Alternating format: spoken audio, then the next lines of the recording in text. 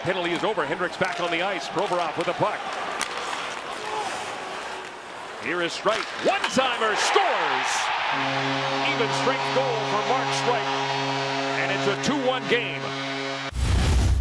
Belmar from the corner.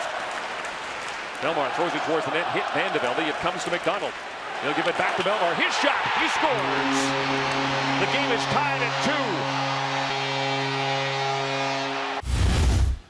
The Flyers, with 2 goals in less than a minute, have tied it up at 2. And the fans here at the Wells Fargo Center are into this one.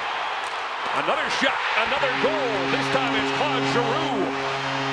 And the Flyers take their first lead.